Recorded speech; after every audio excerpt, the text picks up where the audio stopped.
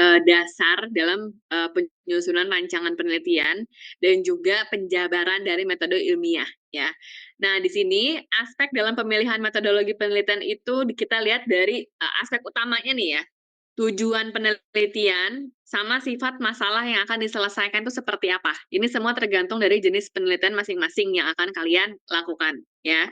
Terus di sini ada aspek dalam penyusun rancangan penelitian. Ya, yang pertama itu kita lihat dari cara pendekatannya itu mau seperti apa yang mau kita gunakan, ya. Terus metode apa yang dipakai, terus strateginya ini kita mau pakai seperti apa, ya, strategi dalam hal pengumpulan data, ya, dalam hal survei, mau seperti apa, ya, itu yang harus kita rancang, ya. Lanjut, nah ini masalah penelitian, ini yang sudah kalian lakukan ya. Jadi sama ya, jawabannya kita sama semua ya. Masalah adalah penyimpangan antara yang seharusnya dengan apa yang terjadi ya. Jadi intinya yang kita harapkan dengan yang realitanya itu tidak sesuai ya, tidak sesuai dengan kenyataannya dari yang kita rencanakan. Oke, jadi di sini ada 3-4 poin ya. Ini juga sudah kalian sampaikan di video. Terus situasi yang penting, membingungkan, menantang, baik nyata atau artifisial, yang pemecahannya memerlukan pemikiran yang penuh, ya. Jadi semua permasalahannya itu kita harus melakukan pemikiran penuh dalam hal memecahkan masalah tersebut, ya. Oke. Nah, di sini masalah ada kesenjangan, ya ini bisa kalian nanti baca ya, mungkin nanti sama jawaban dari yang kalian punya juga, ya. Jadi ini saya coba nge-brainstorm dulu, biar kita semua sama ya. Jadi kita mau akan melakukan itu balik lagi ke masalah masalah masalah.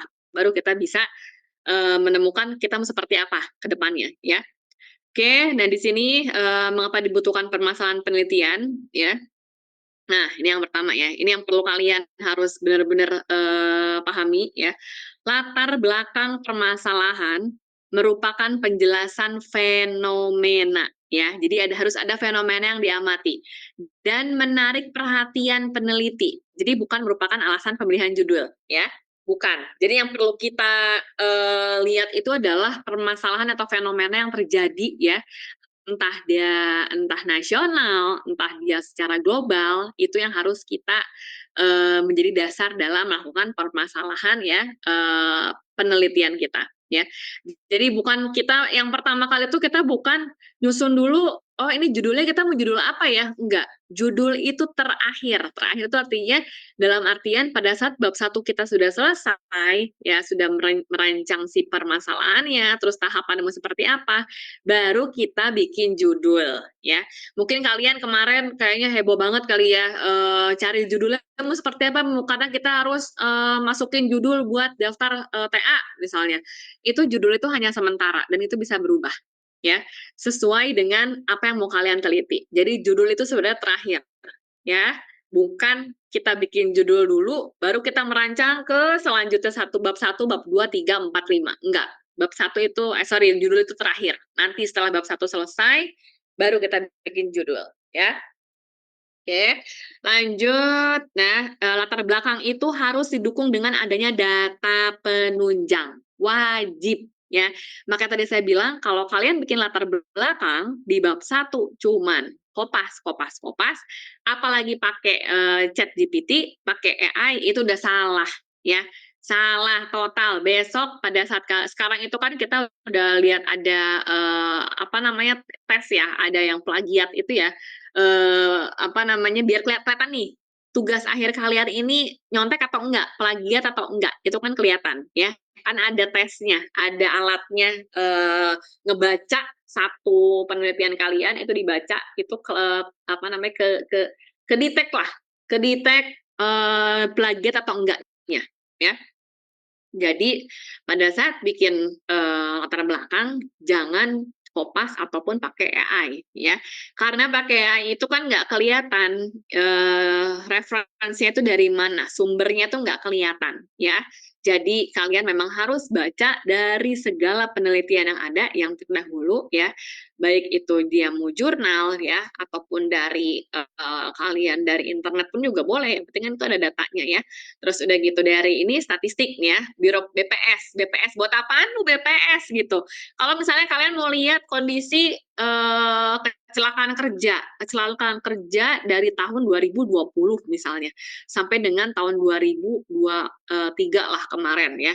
Itu kondisinya seperti apa secara statistik? Apakah, perkembangannya itu, meningkat ya, kecelakaan kerja proyek konstruksi atau sudah menurun atau seperti apa? Ini kan buat cari data, cari fakta ya.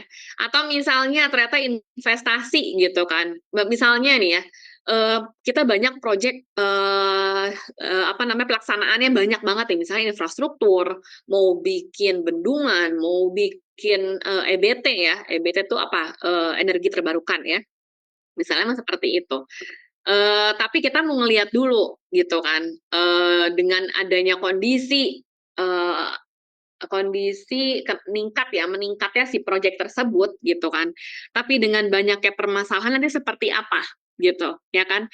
Logikanya gini, banyaknya proyek, EBT atau EPC atau infrastruktur apapun itu ya, tapi dengan kondisinya saat ini di Indonesia ini masih banyak permasalahan yang sama. Misalnya masalah keterlambatan tadi atau, kenaikan biaya misalnya ya. Udah mah kenaikan biaya yang signifikan, terus keterlambatan proyeknya juga ya, tapi di Indonesia ini makin makin meningkat nih ya, makin meningkat, pembangunannya. Itu nanti seperti apa ya kan, itu kan pasti ada pengaruhnya. Nah itu jadi kita ngambil data dari BPS. Dari BPS itu macam-macam ya, atau kita mulai tentang investasi ya, perencanaan investasi di Indonesia ini seperti apa terkait dengan, proyek konstruksi jalan misalnya kayak gitu ya, itu juga dari BPS ya. Oke, jadi itu maksudnya kenapa bab satu atau semua bab lah sebenarnya harus ada data penunjang ya. Lanjut, nah latar belakang harus memuat hasil penelitian terdahulu. Kalau saya selalu membimbing, mahasiswa dalam melakukan penelitian ya, atau dalam, tesis ataupun skripsi gitu ya. Yang saya selalu bilang bahwa pada saat pertama kali kita melakukan, apa tuh, asistensi ya, asistensi pertama kali, yang saya pernah bilang nggak tuh, jangan kosongan. Jadi kita pertama kali asistensi itu dengan masih bahasa, "Bu, saya mau judulnya ini, tapi saya belum tahu sih Bu, mau kayak apa." Enggak, itu nggak bisa, ya. Jadi, artinya apa? Pada saat asistensi itu nggak kosong, kalian minimal baca 10 jurnal kalau buat tugas akhir, 10 sampai 20 lah masih oke, ya. Jadi, kalian misalnya tema kalian tuh tentang apa? Bu, saya terkait dengan struktur misalnya, atau terkait dengan soil ya, geoteknik misalnya.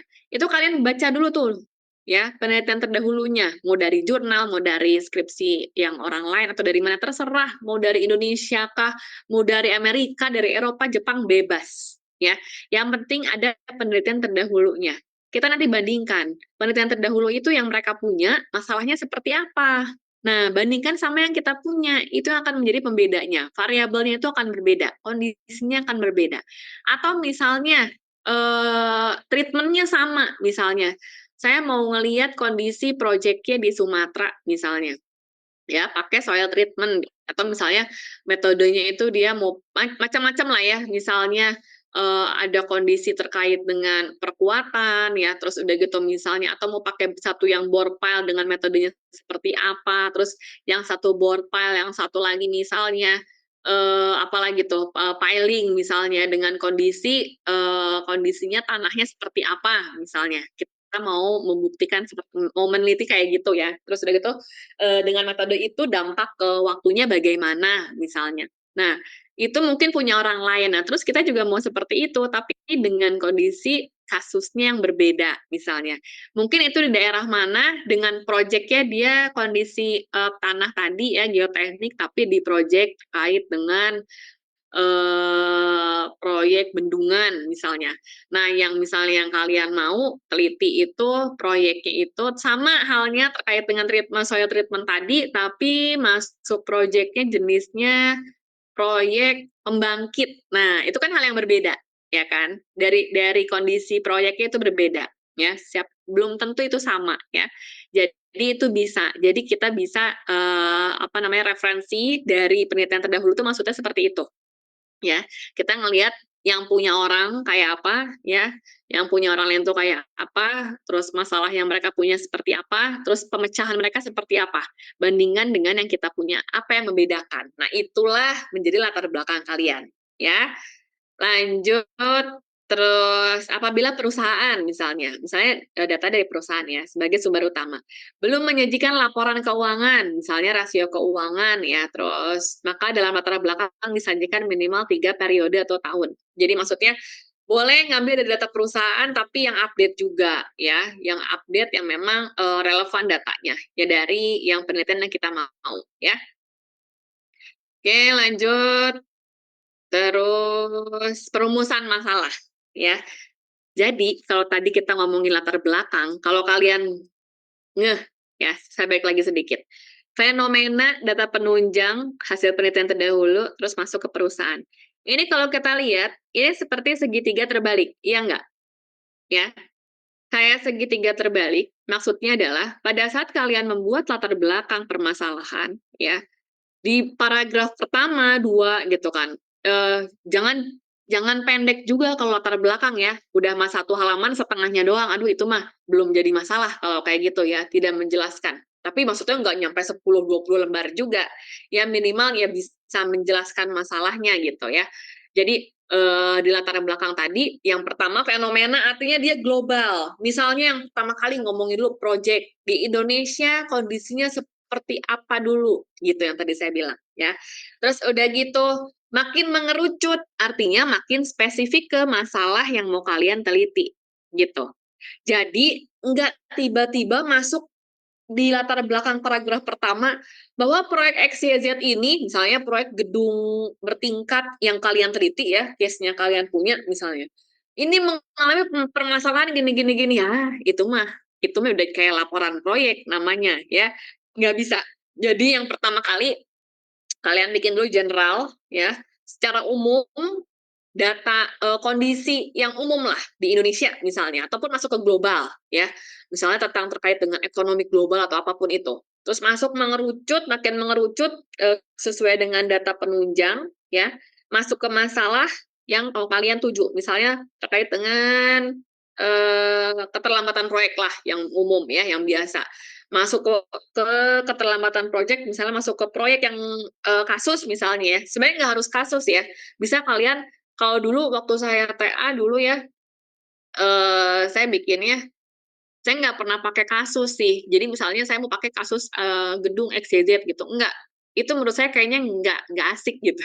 Jadi saya bikinnya, terkait permasalahan proyeknya itu saya bikin untuk jenis proyek gedung bertingkat ya, dia minimal 10, lantai di daerah di DKI Jakarta. Jadi saya ngambil random beberapa proyek gedung bertingkat pada saat itu, di Jakarta gitu ya. Jadi lebih apa ya, hasilnya pada saat kita lihat, oh secara umum proyek gedung bertingkat ya, dia high-rise building waktu itu kurang lebih saya zaman dulu masih banyak high-rise building ya, di tahun 2010-an gitu, zaman dulu banget itu banyak high-rise building, jadi, proyek-proyek yang infrastruktur masih jarang ya, jadi cuma gedung-gedung semua, itu jadi kondisi gedung bertingkat 30 lantai minimal di Jakarta tuh, masalahnya tuh rata-rata sama gitu, dengan faktor yang kurang lebih sama gitu.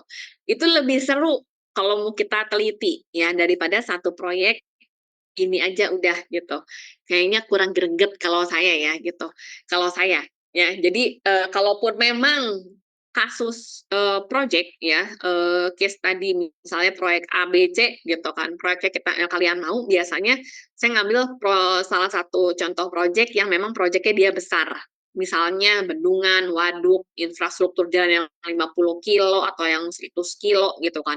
Atau satu pembangkit aja itu udah atau PLTA gitu kan, PLTU lah, PL apapun itu pembangkit listrik itu udah, masalahnya banyak, itu masih oke gitu ya. Oke, itu jadi dasar membuat latar belakang.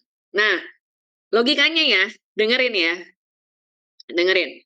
Pada saat tadi kita bikin latar belakang segitiga kebalik, ya, logikanya ke bawah itu makin mengerucut, ya. Pada saat udah mengerucut, Artinya kalian sudah bisa mengidentifikasi permasalahannya apa, ya. Udah bisa mengidentifikasi. Biasanya kalau misalnya ada beberapa penelitian ya, sebelum perumusan masalah itu ada, subbabnya terkait dengan identifikasi masalah, ya. Jadi dari latar belakang diceritain masalahnya apa, segala macam, akhirnya kita mendapatkan, "Oh, ini loh permasalahan yang terjadi," ya. Yang pertama, misalnya bahwa, proyek di Indonesia untuk khususnya proyek ini gitu kan, banyak banyak mengalami, cost of run karena kondisi yang pertama, misalnya secara manajerial, terus udah gitu ini, gitu kan. Masalah yang terjadinya itu sebenarnya kan jadi kayak hipotesa ya. Hipotesanya artinya, kita, menyimpulkan beberapa permasalahan yang terjadi yang kemungkinannya adalah menjadi, apa namanya, faktornya gitu ya, mau kita lihat nanti faktornya seperti apa, gitu. Ya, misalnya dari identifikasi masalah, project tadi itu jadi banyak, diaudit misalnya projeknya PSN, pemerintah.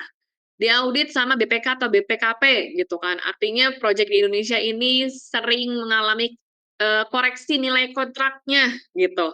Artinya harus dikembalikan ke negara, misalnya kayak gitu ya. Terus udah gitu, banyaknya, apa, kerugian gitu, kerugian si kontraktor atau owner, kan menjadi masalah. Nah, kita kan mau tahu, lagi mengerucut lagi nih. Oke, dari latar belakang, ketemu identifikasi masalah, terus udah gitu, baru kita merumuskan masalahnya, ya. Nah, di sini baru merumuskan masalahnya, ya.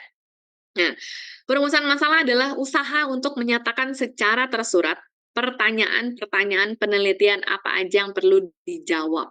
Yang kita mau tahu pemecahan permasalahan itu nanti seperti apa, ya. Nah, ini kalau menurut Frankel dan Wallen ya, pertama masalah harus visible. Masalah harus dicarikan jalan keluar dengan sumber yang jelas, ya, tidak banyak ngabisin pendanaannya, tenaga dan juga waktu. Masalahnya harus jelas, memiliki persepsi yang sama, terus harus signifikan, jawaban atas masalah itu juga harus memberikan kontribusi ya, kontribusi dari saran lah ya, artinya manfaat penelitian itu buat apa gitu. Terus masalah itu bersifat etis, tidak melanggar etika dan moralitas ya. Jadi dari identifikasi masalah baru kalian merumuskan nih, oke yang pertama gitu kan, itu harus, kalimat tanya, rumusan masalah itu kalimat tanya, karena kita mau mau menanyakan ya, yang gampang, karena saya biasanya, karena saya MK ya, jadi misalnya yang pertama misalnya bagaimana ya, kalau saya selalu selalu bikin pertanyaan itu selalunya pakai bagaimana ya, karena kita mau, menganalisis, artinya penjelasannya banyak ya.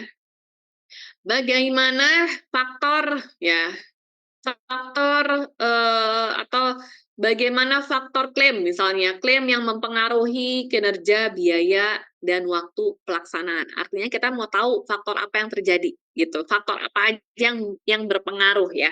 Yang faktor X-nya itu ya, dependen-nya itu apa aja yang berpengaruh ke si Y-nya. Y-nya apa? Ya itu tadi kinerja, biaya, dan waktu, itu Y-nya ya. Yang dia itu, apa, dipengaruhi sama si faktor X tadi, dependennya, ya. Nah, ini makanya dia harus pakai kalimat tanya ya, isinya mencerminkan adanya permasalahan yang perlu dipecahkan, ya. Terus kedua, rumusan ini juga, adalah inti penelitian. Nah, memang itu inti penelitiannya. Jadi sebenarnya kalau saya selalu minta ya, latar belakang, rumusan, tujuan, bab satu. Udah cukup 3 dulu ya. 3 aja kasih saya, kalau saya. Nah, pada saat sidang, proposal ya, yang pertama kali saya lihat adalah 3 itu aja dulu, ya. Kalau metodologi penelitiannya itu gampang, itu gampang lah, itu bisa kita ikutin.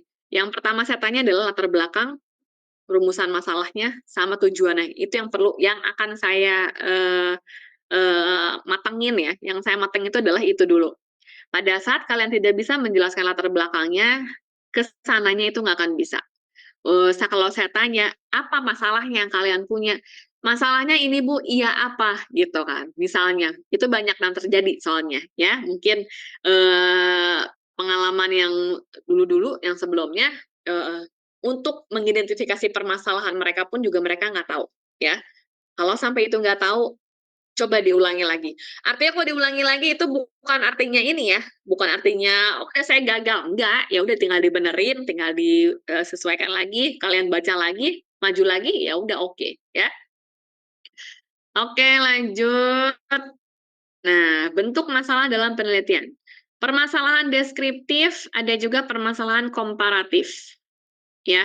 Terus ada lagi asosiatif, ya, jadi macam-macam, ya. Terus kita lihat yang pertama dulu, yang deskriptif itu maksudnya apa? Suatu permasalahan yang berkenaan dengan pertanyaan terhadap keberadaan variabel mandiri, baik satu variabel ataupun lebih, ya. Kalau deskriptif itu dia tidak membandingkan, ya. Artinya dia hanya dia sendiri variabelnya gitu ya. Bisa bisa satu, bisa dua, tapi tidak membandingkan adanya pengaruhnya itu nggak ada hubungan. Jadi lebih ke antara variabel tuh dia masing-masing, ya. Jadi seberapa tinggi efektivitas transportasi LRT dengan konsumen? Ya udah, tinggi atau enggak? Tinggi, Bu. Karena konsumennya, maksudnya, kebutuhannya memang, tinggi gitu. Artinya, efektivitasnya ya tinggi juga gitu kan, bagus. Udah, kelar di situ, gitu kan ya. Jadi antara variabel-variabel A2, A1, A2, A3, misalnya X1, X2, X3 gitu kan, dia masing-masing aja sendiri ya. Terus ada permasalahan komparatif. Permasalahan komparatif ini dia bersifat membandingkan keberadaan satu variabel ya, variabel satu dengan variabel yang kedua, ketiga, keempat ya. Oke, misalnya adakah perbedaan faktor permasalahan proyek pembangkit di Jakarta dan di Palembang? Misalnya kayak gitu. Ya, kita mau ngelihat faktor permasalahan sama-sama pembangkit tapi antara Jakarta dengan di Palembang. Karena kita lihat nih ya, keberadaan satu variabel atau lebih pada dua atau lebih sampel yang berbeda. Yang bedanya di sampelnya, ya, sampelnya. Atau misalnya kondisi persepsi ya antara pihak owner, pihak kontraktor, dua aja masalahnya. Kita komparatif, kita komparasi gitu kan antara si kontraktor dengan owner. Itu kalian akan menemukan dua jawaban yang berbeda, ya.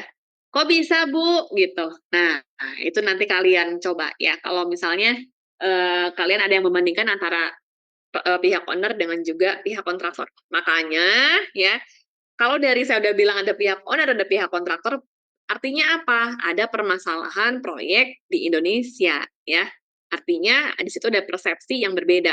Padahal kan udah ada kontraknya, Bu, udah ada guidance yang sama, semuanya megang satu buku yang sama, tapi persepsinya itu masih berbeda. Itu menjadi salah satu permasalahan yang ada di Indonesia, ya. Itu jadi bentuk masalah, ya.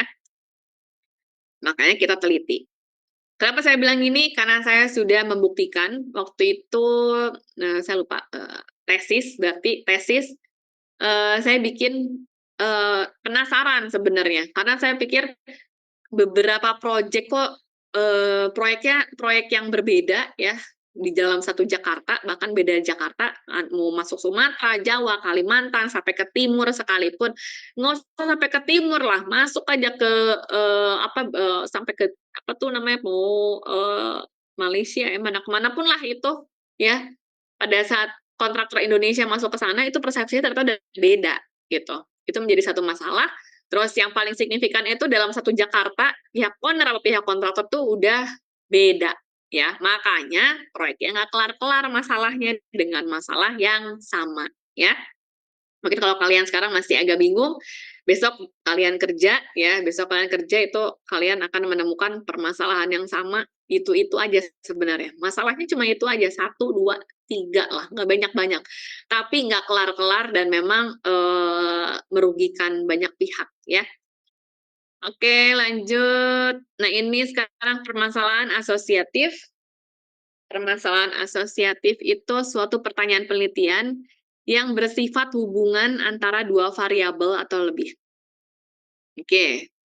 Nah, ini langsung contohnya ya, biar kalian nggak bingung. Nah, ini contohnya kalau asosiatif itu, adakah hubungan antara manajemen yang tidak profesional dengan keterlambatan proyek? Ada nggak hubungannya? Nah, itu mau kita lihat. Ya, hubungan itu ya, ada interaktifnya gitu kan, apa namanya, 2 hal yang berbeda gitu kan ya, antara manajemen yang tidak profesional dengan keterlambatan project. Nah, kita mau lihat hubungannya seperti apa. Ya, itu ya asosiatif. Yang kedua, hubungan kausal. Hubungan yang bersifat sebab akibat. Jadi ada variabel independen dengan variabel dependen. Ini yang biasa kita kerjain ya kalau misalnya terkait dengan manajemen. Macam-macam sih. Kalau kalau oke, manajemen ya, tapi kalau misalnya struktur itu biasanya kualitatif untuk case ya. Biasanya case ngerjain satu case yang memang terbukti atau enggak tuh ya. Permasalahannya seperti apa gitu. Kalau yang sebab akibat biasanya dia pakainya jenisnya dia untuk manajemen ya, untuk manajemen. Misalnya adakah pengaruh sistem pembayaran ya? Pengaruh sistem pembayaran dari pihak owner terhadap kinerja pelaksanaan di lapangan. Pasti kan kalian udah dalam hati, "Ya ada lah Bu, ini pasti ada nih," gitu kan.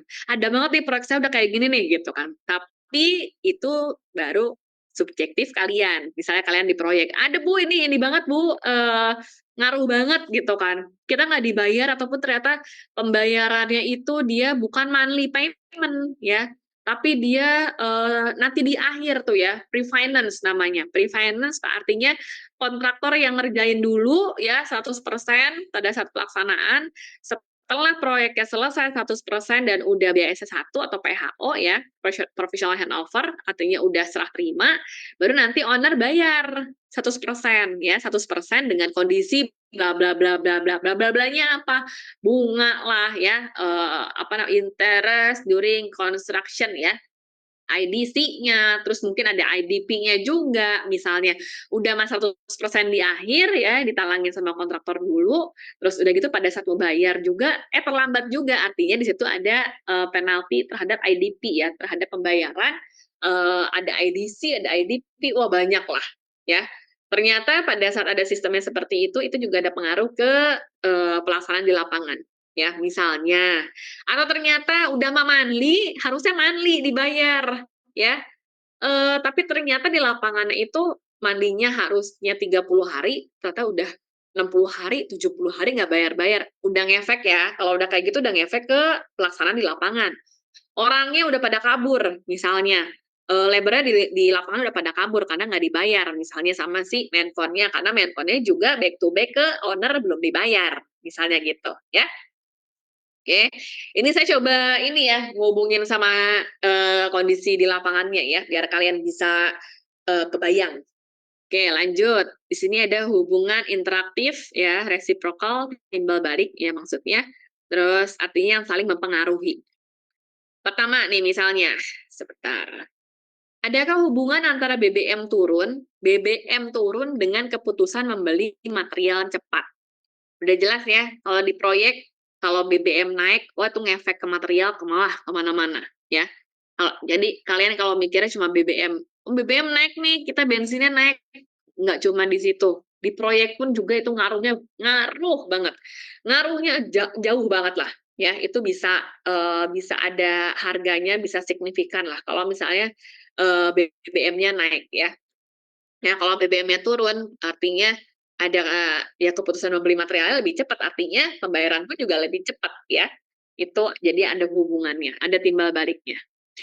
Sebenarnya kalau kita lihat antara poin 1 gitu kan, 2, 3 itu sebenarnya mirip-mirip ya kalau kita lihat, cuma mungkin ada kondisi khusus aja yang membedakan ya, dari permasalahan deskriptif, komparatif, terus asosiatif dan juga kausal, oke, sebab akibat, jadi mirip-mirip. Oke, terus ini sini juga oke, siapa? Mas Joko, mau tanya? Iya, izin Bu, tanya Bu. Boleh. Heeh. Bu izin, kalau misalnya kita penelitian itu, berarti kan ada problemnya, ada masalahnya, terus Mhm, apakah kita harus ngasih solusinya juga gitu dalam mau bikin skripsi atau apapun itu ya problemnya? ya, Maksudnya ngasih solusi atau enggak. Nah, otomatis kalau ngasih solusi itu, kita tuh mhm, harus dalam setiap problem masalah itu, kalau kita ngasih solusi, itu ada mhm, standarnya nggak sih? Standar penyelesaiannya gitu loh maksud saya. Mulai dari ya, jurnal dan bla bla bla gitu sih. ya, Kayak oke. gitu. Heeh. Oke, udah cukup itu? Diskusi dulu aja, Bu. Saya mau Boleh. curhat masalah project juga nanti. Oke, kamu udah ngambil? Apa? Udah ngambil itu TA? Belum juga ya? Belum ya? Nanti ya? Belum belum belum, nanti, iya, belum. Tahun depan? Iya, kayaknya Bu, tahun depan. Oke. Oke, udah banyak masalah ya, punya Joko punya ya di proyek ya? Soalnya pindah divisi soalnya, Bu. Oh, udah nggak di itu? Udah nggak di mana Heeh, kemarin? di proyek Di CH apa itu. sih kemarin? Saya lupa sih proyek apa sih? Di proyek CH, jembatan itu. Oh, CH udah kelar kan ya? Udah kelar. Iya, saya juga udah kelar. Oke, jadi ya, eee, kalau misalnya ada satu permasalahan, terus saran nanti seperti apa ya? Makanya ya, logikanya gini, kita ada masalah, terus ini buat semua ya, teman-teman semuanya juga. Pada saat ada permasalahan, ya, tadi kita lihat dia ada latar belakang, ada rumusan masalah, terus ada juga, tujuan penelitian, ya. Kalau kalian lihat lagi nih ke bawah, ada rumusan, tujuan penelitian, manfaat penelitian, batasan penelitian, ya. Itu menjadi ada di bab 1 semua, menjadi satu kesatuan dalam kita melakukan penelitian. Nah, kita mau tahu nih, Bu, kalau misalnya ada masalah terus nanti kita harus kasih sarannya kayak apa? Namanya masalah, artinya harus ada saran. Betul, memang harus ada saran. Sarannya ini adalah, ya, yang pertama gini dulu. Kita lihat manfaat penelitian. Manfaat kita meneliti, ini buat siapa? Buat siapa nih? Biasanya umumnya anak-anak ya apa namanya pada saat melakukan penelitian membuat manfaat penelitian itu benar-benar cuma kopas yang saya baca ya. Jadi cuma manfaatnya untuk masyarakat gini gini gini. Untuk pembaca agar mengetahui rekomendasi ya kan. Rekomendasi agar tidak sesuai dengan masalahnya gitu. Pada saat udah melakukan penelitian ya, saya baca masuk ke saran, kita masuk ke bab 5. Bab 5 itu kesimpulan ya, kesimpulan dan saran. Artinya harus ada saran. Saran ini harus relate ya, relate sama manfaat yang kalian tulis. Kalau kesimpulan itu harus menjawab dari tujuan dan juga cover ya, mengcover apa yang ada di dalam satu judul yang kalian punya, artinya kan menjawab tujuan penelitian. Kalau saran itu harus berkorelasinya sama si manfaatnya. Manfaatnya apa? Sarannya apa? Ya. Nah, saran ini seperti apa? Misalnya dalam satu masalah tadi ya, rumusan masalah misalnya ada 3, 1, 2, 3 pertanyaan gitu kan yang kalian bikin. Artinya kan ada tiga analisa ya. Kalian akan melakukan ada 3 cara analisis untuk mendapatkan jawabannya ya, untuk mendapatkan kesimpulan di tujuannya. Nah, sarannya misalnya ada salah satu sarannya kita merekomendasikan ya, merekomendasikan. Rekomendasi ini hasilnya ya didapatkan dari mana? Jangan sampai subjektif ya. Saran ini bisa kita dapatkan ya pada saat kita sudah melakukan penelitian, udah mendapatkan jawaban, karena jawabannya dari mana? Penelitian ini misalnya salah satunya kuantitatif. Kuantitatif itu misalnya dari data primer, ya data primernya itu ada dari responden. Artinya misalnya responden itu ada sampel, ya misalnya dari kontraktor, ada owner, ada konsultan, perencana lah, atau QS atau MK-nya ya pengawas di lapangan, ya itu ngasih jawaban. Artinya ngasih jawaban kita nih, oh oke, di lapangan tuh seperti ini kondisinya ya. Terus udah gitu dari situ misalnya ada rekomendasi yang dikasih dari responden tadi misalnya ya. Pada saat ada kondisi faktor masalahnya apa, boleh diberikan sarannya Pak, misalnya gitu. Pada saat entah kalian mau interview ya atau dari melakukan kuesioner, misalnya ada sarannya seperti apa ya. Oke, saran dari data primer seperti ini, terus kalian ambil lagi kondisi dari literatur, gitu. Literaturnya seperti apa? Dari data literatur itu seperti apa kondisinya? Nanti kalian coba kawinin tuh ibaratnya, ya. Kondisinya ini seperti ini. Ini kalian akan secara alami ya, itu kalian akan mendapatkan satu saran dari hasil penelitian yang kalian punya. Kalau nelitinya benar, ya. kalau step by step-nya kalian udah sesuai dengan yang memang secara ilmiahnya gitu ya. Penelitian ilmiahnya seperti apa caranya. Itu kalau benar dapat sarannya pasti bagus gitu. Tapi kalau kalau kalian udah main menurut saya, menurut ini itu pasti nggak akan ketemu tuh hasilnya ya. Artinya subjektif dan tidak bisa dipertanggungjawabkan ya. Jadi nanti makin nyusut tuh bab 1, bab 2, bab 3, bab 4 ya pada saat analisa data hasil ya pembahasan itu bab 4 nanti kalian akan menemukan rekomendasi atau saran yang memang cocok dalam permasalahan ini seperti apa pada saat kalian sudah mensummary dari hasil mungkin dari data primer dan juga data sekunder artinya primer itu dari langsung di lapangan sekunder itu dari literatur yang ada nanti kalian cocokin oke seperti ini kondisinya bahwa gini gitu ya. Jadi pasti ada sarannya dan itu harus sesuai sama manfaatnya itu buat siapa. Udah sama belum manfaatnya sama sarannya. Nanti orang baca dari segi penelitian, artinya untuk penelitian berikutnya seperti apa, bagi masyarakat jasa konstruksi seperti apa, artinya bagi pembacanya, gitu. Oke, cukup? Udah cukup menjawab? Ya cukup Bu, terima kasih, thank you. Ya, nanti dicoba langsung. Kalau gini kayaknya sulit ya Bu gitu. Sulit kalau kita kurang baca ya. Ini udah terbukti ada beberapa mahasiswa yang baca jurnalnya nggak nyampe 5, cuma 1 2. Itu pun saya cariin ya. Pada saat proposal habislah sudah ya. Habislah sudah. Sebenarnya bukan masalah lulus nggak lulus ya sih kalau saya tuh ya. Saya lebih senangnya itu mahasiswa memahami apa yang kalian teliti gitu.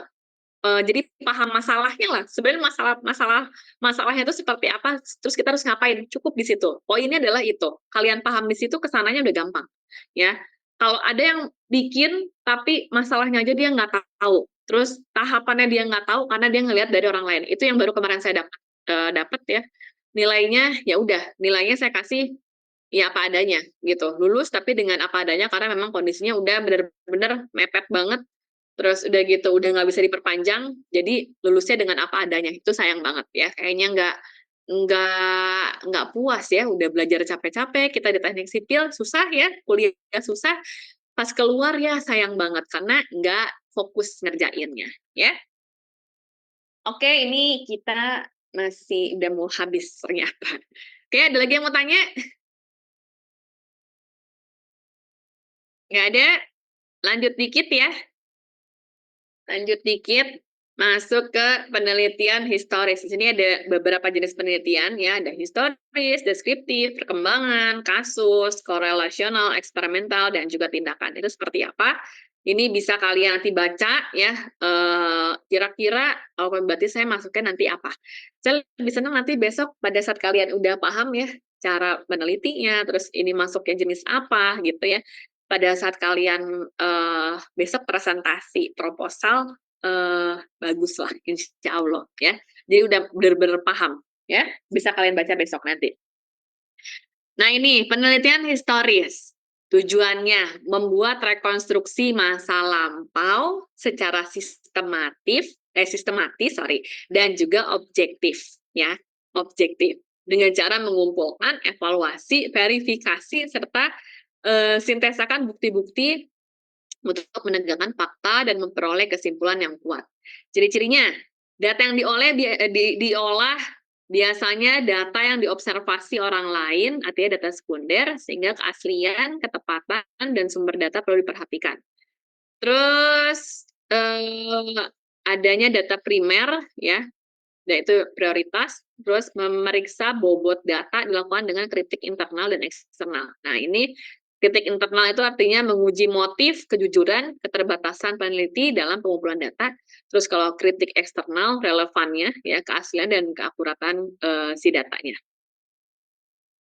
Oke, ini kalau ini lebih ke historis ya. Kalau historis itu artinya dia datanya ya udah ada gitu sebenarnya ya. Jadi memang ada kondisi yang udah ada, terus kalian tuh kayak memverifikasi kondisi yang udah terjadi gitu ya.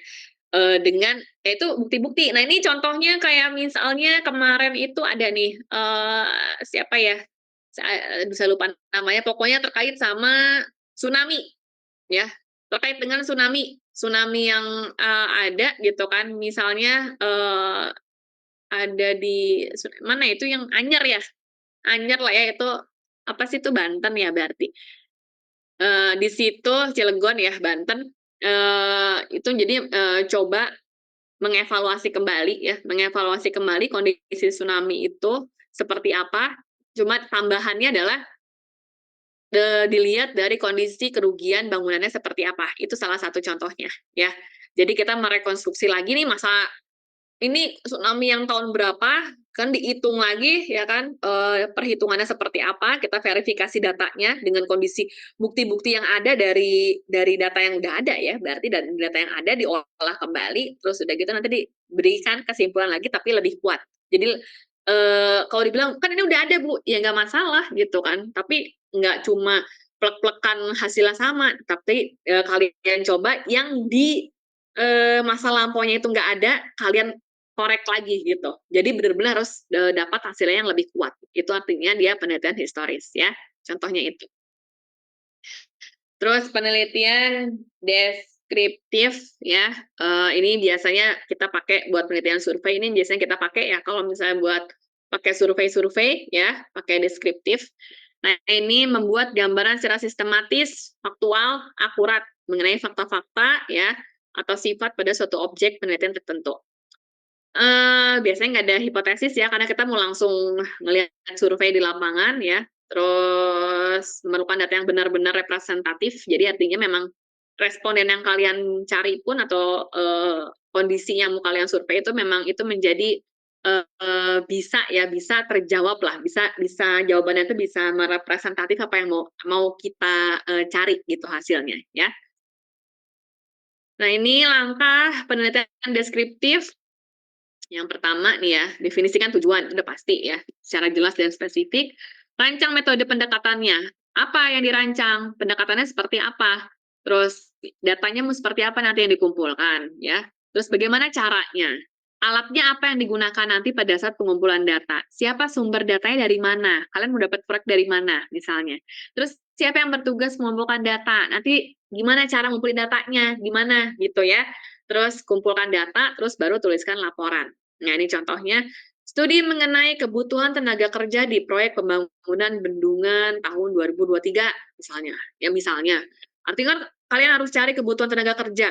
Untuk memerlukan tenaga kerja sekian, apa sih yang harus kita dapat datanya untuk menentukan kebutuhan tenaga kerja, misalnya. Artinya apa? Kita mau tahu project ini, employer-nya, labor lah ya, labor-nya berapa gitu kan, koefisien tenaga kerjanya berapa, berarti kita harus tahu dulu yang pertama apa? Metode kerjanya, artinya WBS-nya ya. Kita mau tahu scope of work-nya dulu si project tersebut ya, item pekerjaannya bagaimana. Work breakdown structure, tahu WBS ya? Udah pada tahu WBS ya, harusnya udah pada paham ya. Artinya, sequence pekerjaannya itu seperti apa, baru kita, ngelihat item per item ya, per level ya, dari situ terus, secara waktu, secara biaya, baru kita tahu tenaga kerjanya nanti bagaimana dengan kondisi metode ya, metode kerja pada saat pelaksanaan di proyek tersebut ya. Gitu, baru kita tahu, dapatlah kebutuhan tenaga kerjanya berapa, ya, di situ. Jadi, kita nggak ngelihat tiba-tiba ngitung orang berapa, enggak, kalau itu udah tahu tahu jadi ya, enggak, tapi kita mau tahu berapa kebutuhannya. Kebutuhan itu kita lihat dari mana, ya. Ada parameter apa aja yang kita lihat dalam, menilai kebutuhan, ya. Terus yang kedua, survei mengenai pendapat umum pelanggan, ya, untuk menilai sikap para petugas MRT misalnya. Berarti kan ini kayak, survei kepuasan ya, gitu. "Bu, di sipil ada nggak Bu, kayak ini?" Ada. Kita juga ada kan, kita kalau misalnya masuk kepuasan biasanya masuknya ke, bidangnya transportasi, ya. Transportasi kita kan juga ada misalnya lalu lintas, terus misalnya fasilitas ya, fasilitas yang ada, jalan, kan kita juga ada checklist, misalnya, apa tuh, fasilitas jalan daerah mana gitu ya, misalnya atau stasiun atau apapun itu, kita nanti ngecek secara standarnya regulasi di Indonesia udah sesuai belum, terus kepuasan pelanggan ya, kita nih sebagai, konsumennya, pemakai MRT misalnya, kita udah puas belum sih, pakai MRT ini, apa sih yang dibilang nggak puas, apa yang dibilang puas. Nah, itu kan kita ngelihat ya, dari fasilitas yang ada, terus checklist-nya seperti apa, mungkin dari kondisi biayanya atau seperti apa, atau kebutuhan dari si, apa namanya, si konsumen itu juga seperti apa, itu ada ya. Itu ada, masuknya nanti di bidang transportasi kalau kita di sipil. Oke, seperti udah jam 10, sampai mana nih ya? Ya udahlah ya, ini bisa kalian baca, ini ada penelitian perkembangan ya. Masing-masing lah, ini sebenarnya sama aja, tinggal kalian baca, udah saya kasih contoh dari masing-masing penelitian ya. Terus penelitian kasus, kalau ini kan lebih ke jenis-jenis ya, bisa kalian baca, terus kalau kasus itu seperti apa ya, ini bisa kalian lihat ya. Terus korelasional juga seperti apa, bisa kalian lihat. Terus eksperimental juga sama ya, pengaruh pelatihan karyawan terhadap peningkatan pelayanan di bandar udara. Mirip-mirip lah sebenarnya ya, mirip-mirip, cuma nanti kalian tinggal lihat aja, yang pembedanya itu di bagian mana ya. Ini research, artinya action research itu kita mau langsung nih, langsung terjun di lapangannya, di kondisi yang, namanya research ya.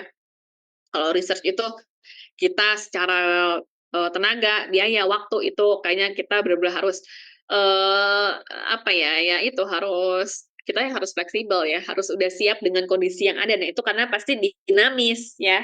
Artinya kita me-research kondisi, yang terjadi di lapangan aktualnya seperti apa. Nah, kalau ini, S3 ya biasanya researcher ya, kalau S1 kayaknya, buat skripsi, enggak lah, enggak sampai ke sini ya. Terus oke, ini sedikit ya, pemilihan jenis penelitian, oke. Jadi pertimbangan ya yang perlu kita, pertimbangkan dalam melakukan jenis penelitian, yang pertama, daya tarik permasalahannya seperti apa, kesesuaian kita nih ya, dengan kemampuan dan latar belakang pendidikannya, terus tersedia alat dan kondisi kerjanya juga bagaimana, kesesuaian kemampuan pengumpulan data ya, terus waktu, tenaga, biaya, dan juga resiko kegagalan ya. Jangan sampai tengah jalan tiba-tiba, "Ya nggak jadi deh kayaknya Bu, ini kayak susah deh." Jangan, ininya habis waktu, 1 semester hilang, bayar lagi dah minggu depan semester depan ya, jangan. Nah, kesimpulannya yang pertama ya, menggambarkan tahapan-tahapan dalam proses penelitian, ini yang perlu. Banyak yang sebelumnya ya bikin skripsi, tahapannya itu nggak ada malah. Saya nyampe bingung banget dah, tiba-tiba ujug-ujug nanti dapat hasilnya ini Bu, iya saya juga tahu hasilnya ini, tapi bagaimana caranya mendesain itu seperti apa dalam, untuk memecahkan si permasalahannya itu kalian harus kasih tahu tahapannya, gitu. Yang pertama misalnya survei dulu untuk mendapatkan apa, dari survei itu nanti kita akan melakukan, uji misalnya ya secara data statistiknya, analisa datanya nanti kita ada uji korelasi, uji ini pakai statistik ya. Habis itu dari kita dapat satu analisis yang tadi, masuk ke analisis berikutnya untuk mendapatkan apa, misalnya gitu. Dari sini kita nanti akan menghitung biayanya berdasarkan dari gini, nanti setelah ini didapatkanlah hasilnya seperti apa. Terus kita rekomendasi berdasarkan dari literatur yang ada dan juga ada interview dari expert kayak gitu-gitu, ya. Itu harus dijelasin. Oke, terus, tidak ada satu format yang baku tentang metodologi, tapi metodologi itu, pasti harus ada kerangka metode ilmiahnya, ya. Metode ilmiah kayak apa, Bu? Yang tadi, latar belakang, rumusan, ya, bab 1, bab 2, bab 3, bab 4, itu kan metodenya tuh kerangkanya, ya kan. Yang pertama kalian dapat latar belakang, rumusan, tujuan, manfaat, batasan, nah itu kerangka, ya. Jadi nggak ujuk-ujuk, saya mau masalah ini, mau dapat ini, udah, nggak gitu, ya. Terus pemilihan metodologi ini tergantung pada jenis penelitian ya yang tadi. Terus nomor 4, bahwa ilmu pengetahuan ini, pasti akan muncul metode yang baru terus ya, terus akan terus, update lah karena dia dinamis, kondisinya dinamis menyesuaikan kondisi, kondisi kita ya, kondisi kehidupan kita, ya dapat secara global lah atau secara apapun itu, jadi pasti akan ada yang terupdate, oke? Oke, masuk ke sini tugas. Masih hal yang sama, ya, sistem yang sama. Nah, sekarang ya, biar nyambung nih, biar nyambung. Apa namanya nih, bikin juga, bikin hal yang sama ya, tapi di sini kalian udah masuk konteksnya, permasalahannya. Bikin bab 1 maksudnya, ya, bikin bab 1 ya. Carilah permasalahan dalam konteks teknik sipil yang dapat kalian jadikan penelitian. Siapa tahu besok buat jadi kalian skripsi atau yang kalian lagi skripsi masukin sini juga boleh, ya. Masuk ke tugas ini boleh, ya. Tapi ya, pada saat kalian melakukan permasalahan ini jangan lupa ya, jangan lupa ada data dan juga fakta ya. Bisa kalian ambil ini berdasarkan apa yang kalian baca dari artikel, jurnal atau apapun itulah terserah. Yang kira-kira kalian itu akan melakukan masalah. Jadi sekarang kalian bikin masalah ya. Kemarin kan kalian udah belajar masalahnya, nanti kalian bikin masalahnya. Oke? Ya. Jadi ini kalau kemarin kayak cuma video aja, besok kalian kayak udah kayak kalian upload, tapi lebih ke bikin apa ya? Kayak kan udah ada yang bikin video kayak presentasi kan ya. Nah, kayak gitu. Jadi kalian nanti bikin latar belakang ini. Enggak tulisan ya. Jadi kalian bikin bikin bab satunya ada, Word-nya ada juga ya. Itu bikin Word bab 1 doang lah. Ibaratnya kalian cuma bikin bab 1 ya. Terus udah gitu tapi yang diupload ke IG ya, video kalian itu kalian misalnya latar belakang kayak tadi yang saya bilang data statistik, ada ini berdasarkan ini fenomena global ini. Nah, kalian belajar dari situ ya. Belajar membaca sebenarnya, membaca kondisi fakta yang ada di sekitar kita tuh seperti apa, ya. Dari situ nanti masuk sampai ke tujuan, oke? Ambil dari situ aja lah, intinya bab 1 ya. Terus kenapa kalian ambil permasalahan tersebut? Nah, itu kalian baca ya. Ya, apa namanya ini kalian yang kalian nanti jelaskan alasannya mengapa memilih permasalahan tersebut, oke? Oke, paham? Nanti ini saya kirim ininya materinya buat kalian baca. Ada yang mau tanya? Saya nggak kasih seminggu deh, kasih 2 minggu. Seminggu kayaknya terlalu cepat ya. Lumayan kalian harus baca. Jadi saya kasih 2 minggu. Ini yang simple lah. Ini simple aja. Ada yang mau tanya nggak? Bu, maaf mau tanya Bu, Boleh? untuk artikel atau jurnalnya ada batasannya nggak Bu? Berapa artikel gitu atau jurnalnya? Itu bebas. Pokoknya 5 tahun lah ya update. Ya, berarti 2004, 2019 maksimum. Yang paling tuanya, ya. Sebanyak mungkin, kalau bisa 3, bisa 5. Ini kan buat tugas ya, minimal 3 atau 5 dulu lah. 5 lebih bagus, ya. Ada lagi yang lain? Bu, mau nanya. Iya, boleh-boleh. Siapa dulu nih yang pertama nih? Siapa nih? Puja. Saya mau Siapa? nanya Bu. Heeh. Iya, saya Bu. Boleh nggak saya pakai judul yang saya Boleh. ajukan buat Skripsi kamu. proposal magang sih Bu Skripsi. sebenarnya. Oh, magang. Mau bikin apa? Misalnya, intinya gini, terserah mau apa, yang penting ada dasarnya dan ada penelitian terdahulunya.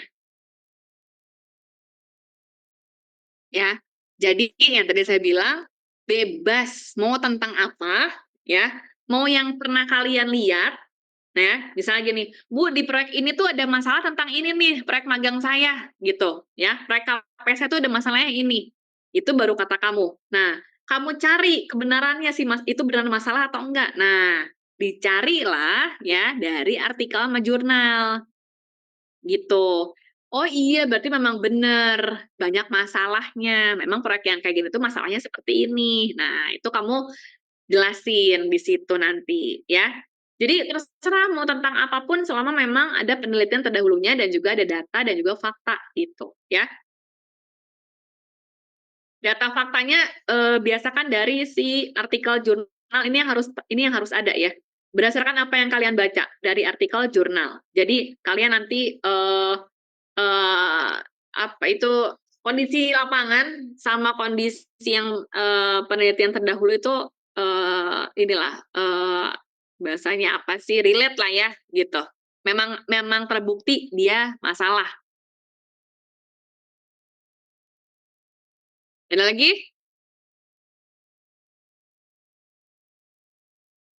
Siapa lagi tadi yang mau tanya?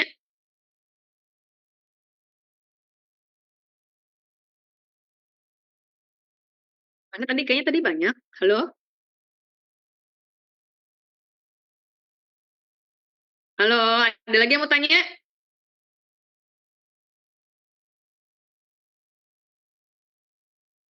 Ada lagi? Silakan kalau mau tanya yuk. Udah malam nih. Udah cukup? Udah cukup, Bu.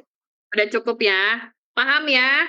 Saya kasih waktu 2 minggu, ya, saya kasih waktu 2 minggu, nanti saya kasih materinya langsung, ini sekarang ya.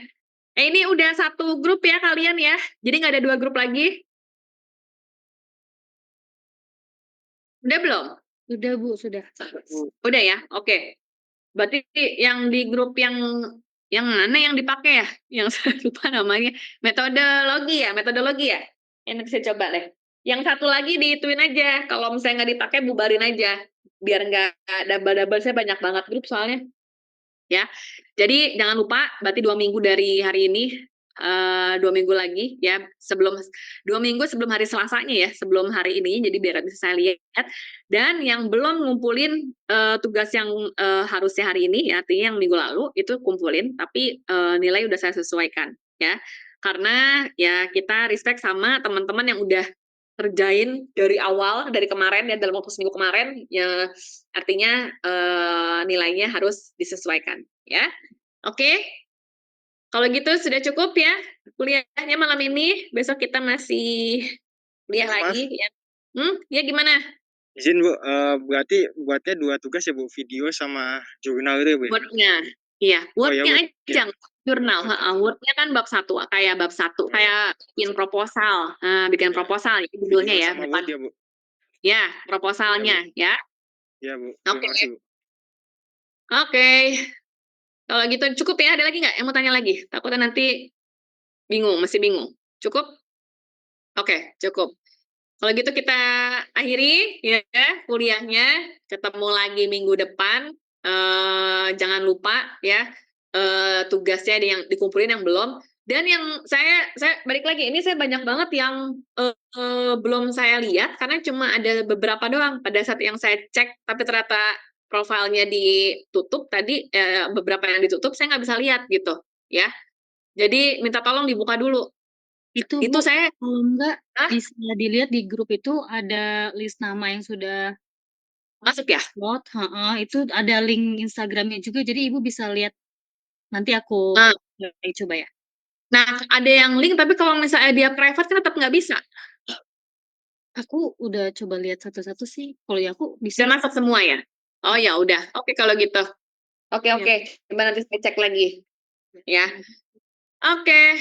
Kita ketemu minggu depan ya. Insya Allah mudah-mudahan sehat semuanya ya, lancar ya. Nggak ada halangan kayak tadi ya. Ini saya nggak ada sinyal jelek-jelek lagi lah, semoga ya. Biar kita lebih enak belajar ya.